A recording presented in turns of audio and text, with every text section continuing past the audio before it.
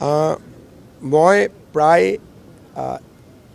1200 kilometre ঘূৰিলোঁ আৰু দিনটো 14 ঘণ্টাই মানুহৰ লগত আছিলোঁ। মই নাভাবোঁ যে অসমৰ কোনোবা মুখ্যমন্ত্ৰী অসমৰ ৰাইজে ইমান আশীৰ্বাদ দিছে। ভোট দিব পাৰে, ভোট দিয়াটো ডিফাৰেণ্ট কথা, আশীৰ্বাদ দিয়াটো ডিফাৰেঞ্চ কথা।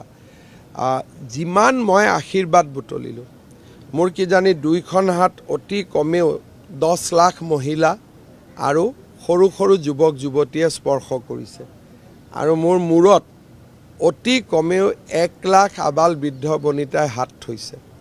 গতিকে ইয়াতকৈ ডাঙৰ প্ৰাপ্তি জীৱনত একোৱে হ'ব নোৱাৰে।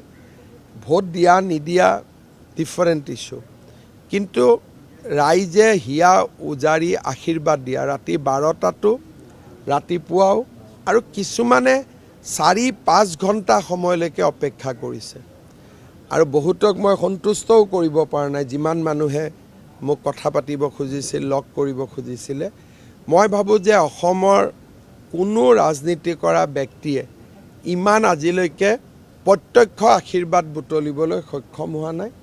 মোৰ জীৱনৰ ই এক অনন্য অভিজ্ঞতা আৰু এই অভিজ্ঞতাই মানুহক সাহসীও কৰে, আত্মবিশ্বাসো কৰে আৰু এট দ্য ছেম টাইম মানুহক হাম্বলো কৰে। Anytimes 24/7. Your news, your voice.